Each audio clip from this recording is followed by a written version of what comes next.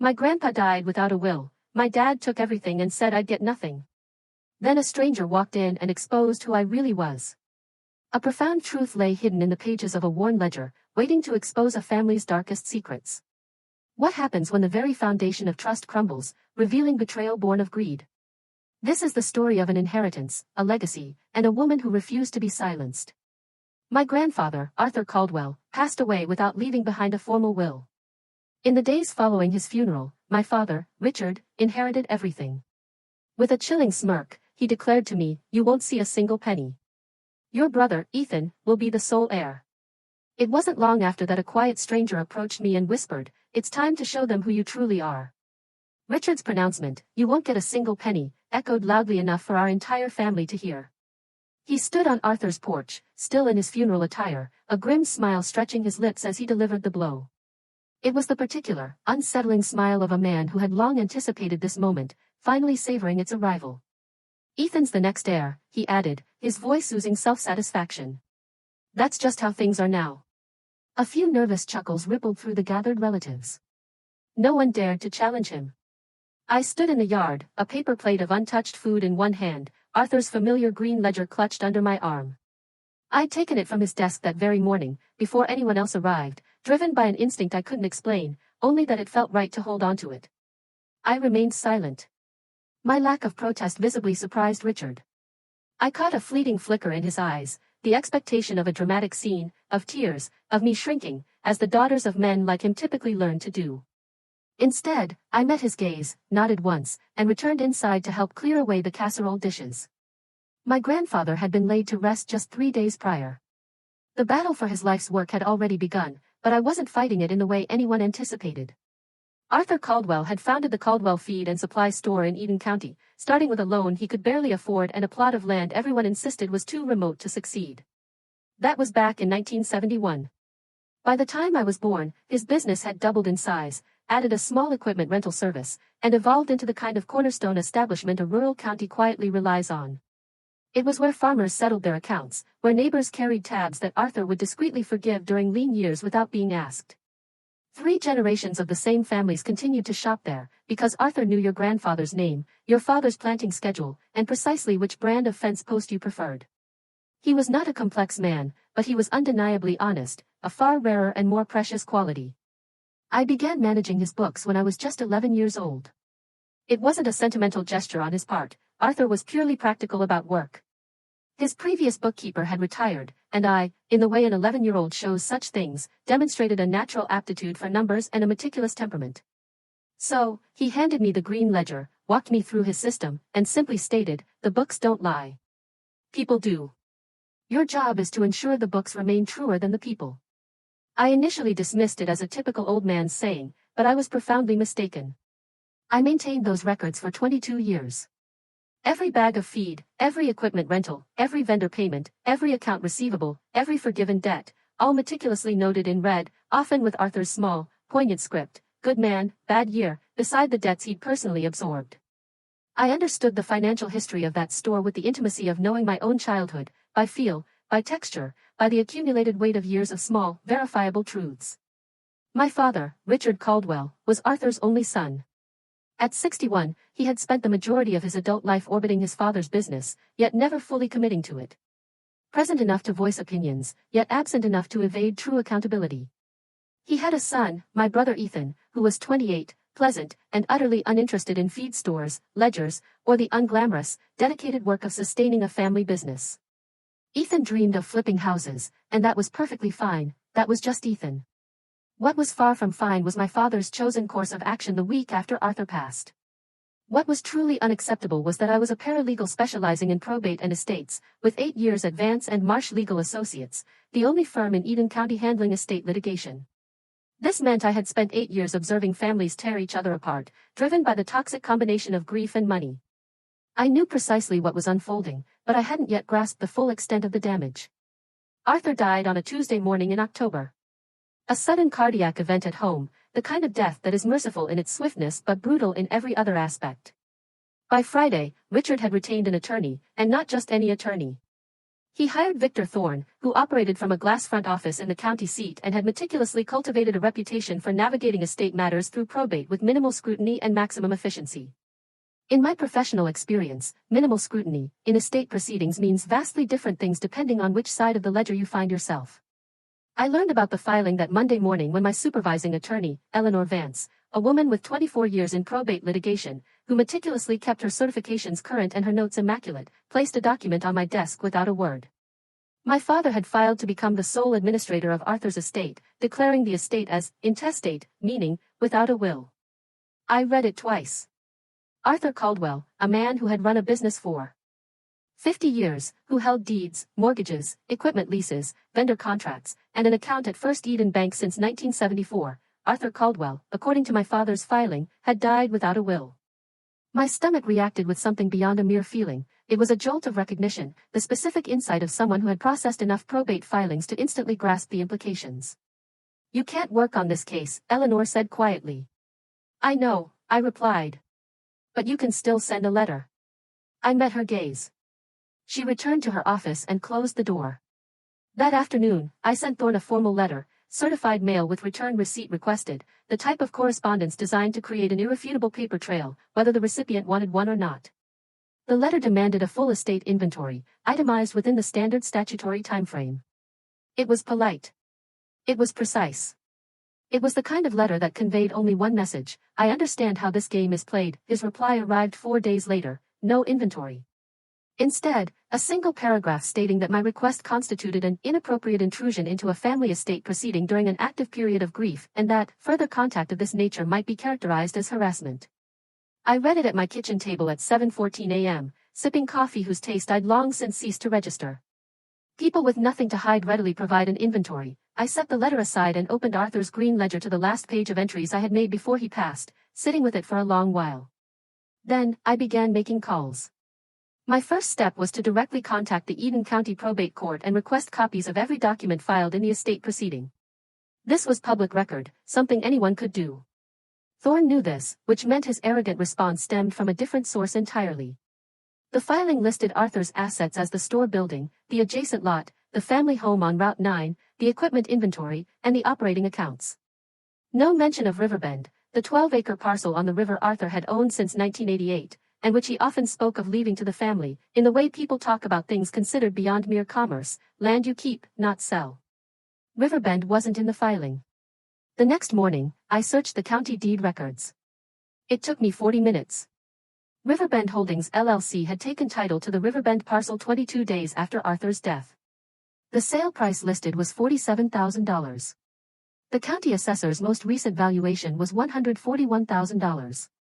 The registered agent for Riverbend Holdings LLC was a man named Philip Stone, who, according to the Secretary of State's Business Registry, shared a mailing address with my father's personal accountant. I stared at that document for a long time, my hands resting flat on the desk, completely still.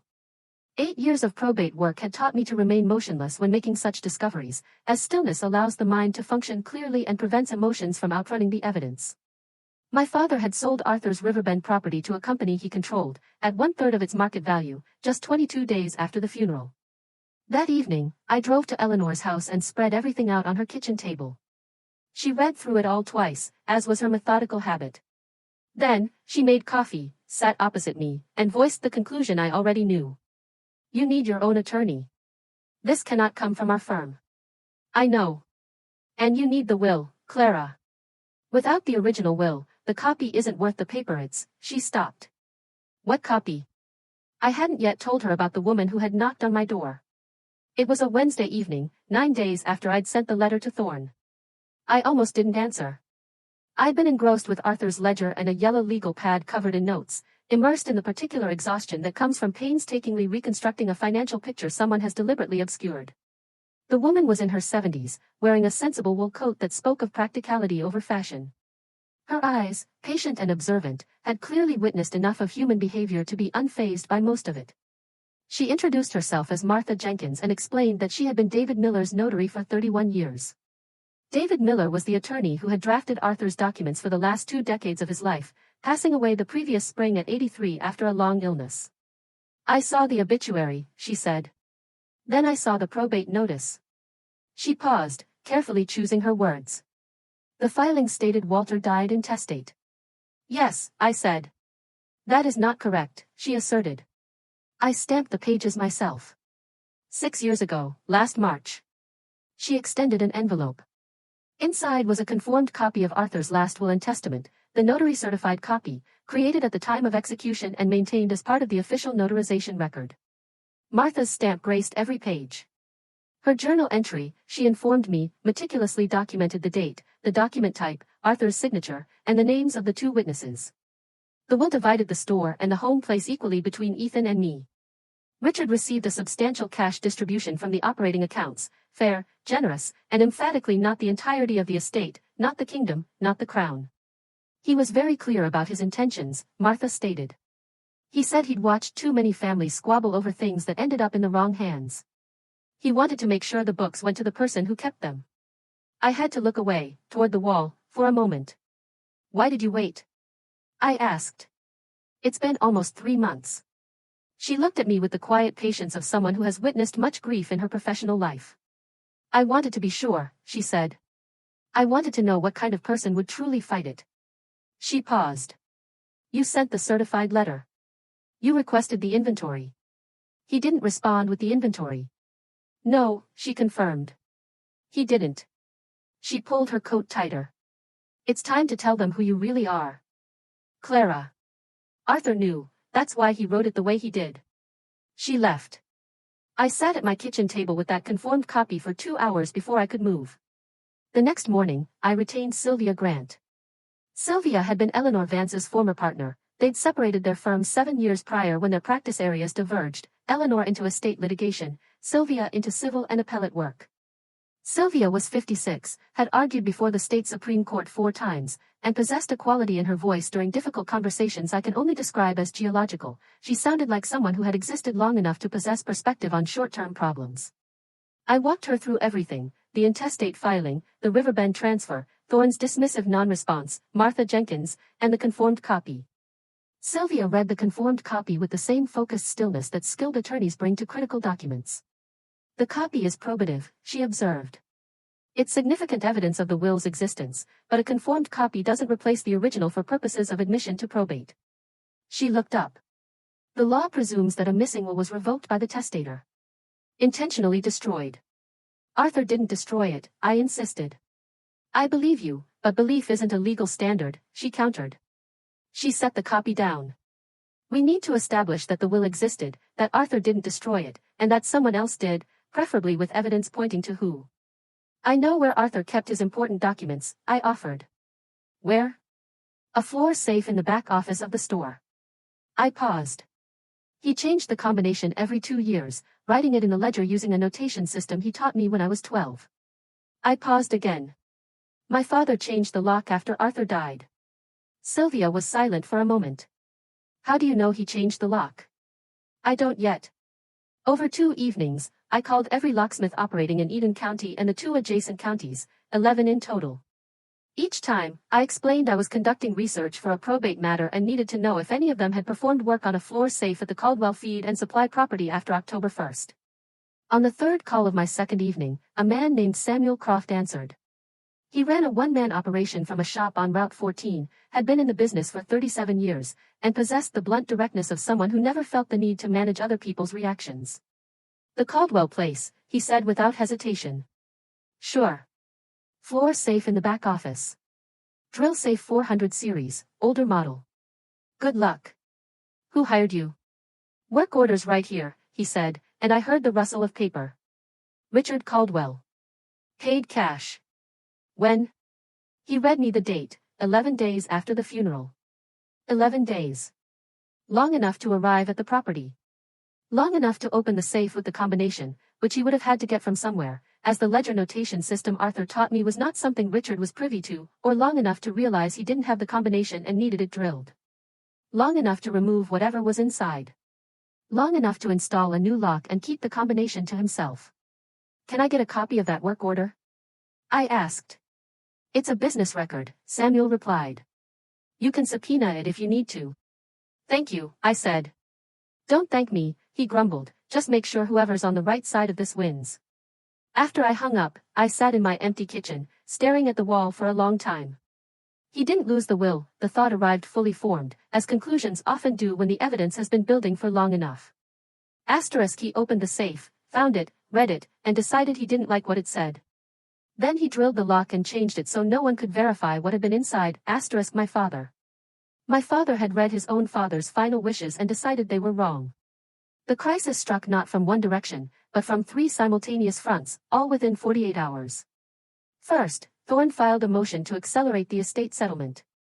The motion cited family discord and administrative uncertainty as grounds for expediting the distribution. If Judge Evelyn Hayes granted it, the estate could be dispersed before Sylvia could mount a full challenge. We had, Sylvia estimated, 72 hours to file a formal will contest and request an evidentiary hearing. Second, Richard moved to liquidate the store's equipment inventory. 12 items, including 3 tractors and a commercial seed drill, were listed for auction. The auction was scheduled for that Saturday. The equipment was part of the estate. Liquidating it before settlement could be argued as waste of estate assets, but only if we filed in time. The third, and this one I discovered at 11:47 p.m. on a Thursday while sifting through the remaining store financial records I had quietly copied before Richard changed the office locks, was worse than the first 2. The operating accounts had been paying legal fees, not Arthur's legal fees, but Richard's. The fees Thorne was charging to administer the estate included, buried deep in the billing records I was scrutinizing on my kitchen floor with every light in the house blazing, charges for adversarial correspondence management and estate interest protection. Translated from attorney billing jargon, this meant the cost of Thorne fighting me on Richard's behalf was being charged to Arthur's own accounts. Arthur was effectively paying for his own robbery. I called Sylvia at 11:53 p.m. She answered on the second ring, a clear indication she had been awake. Tell me, she instructed. I told her everything. Scan everything, she ordered. Every page. Email it to me by 2 a.m. I'll have the filing ready for morning. Sylvia, I know, I started. Get scanning, she interrupted. I scanned 41 pages on my home printer at a pace that felt glacially slow, finally sending them at 1:38 a.m. Then I sat on my kitchen floor, Arthur's green ledger in my lap, feeling the profound stillness of someone who has done everything they can for the night and now must simply wait. I opened the ledger to the very last entry I had ever made, October 3rd, a routine accounts receivable. Arthur had been alive when I wrote it. I had been in this very kitchen when I penned it on a Tuesday evening, and he had called me that night about something unrelated, a vendor dispute. I'd told him I'd look into it on Thursday. He died on Tuesday. I never looked into it.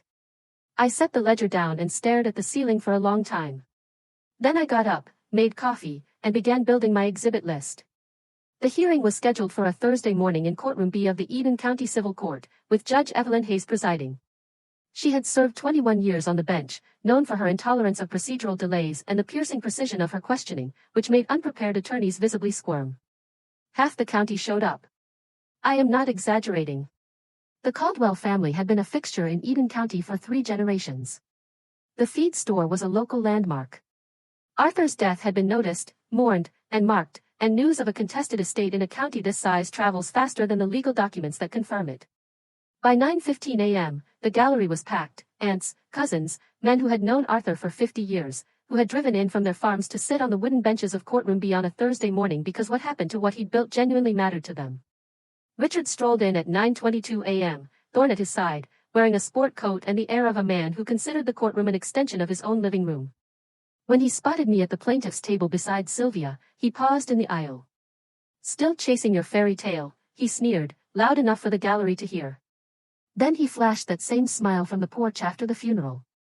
You won't get a single penny.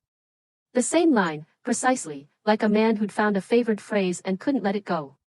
I didn't respond. I had a thin folder, Arthur's green ledger, and 8 years of professional experience with the specific document Sylvia was about to introduce. I arranged my papers and waited. Martha Jenkins testified first. She took the stand in her sensible coat, placing her notary journal on the railing beside her with the careful reverence of someone who had maintained a professional record for 31 years and fully understood its weight. Sylvia guided her through it, the execution date, March 14th, 6 years prior, the document type, Arthur's signature, the names of the 2 witnesses, her official seal. Do you have any uncertainty about this entry? Sylvia asked. None, Martha affirmed. Thorne rose for cross-examination, exuding the confidence of a lawyer who had handled older witnesses before and believed he had a foolproof method.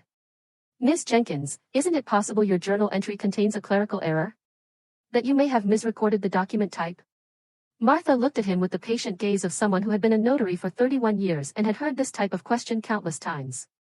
I don't recall it from memory, she stated. I recorded it in the journal at the moment of execution. That is the entire purpose of the journal. The journal does not misrecord.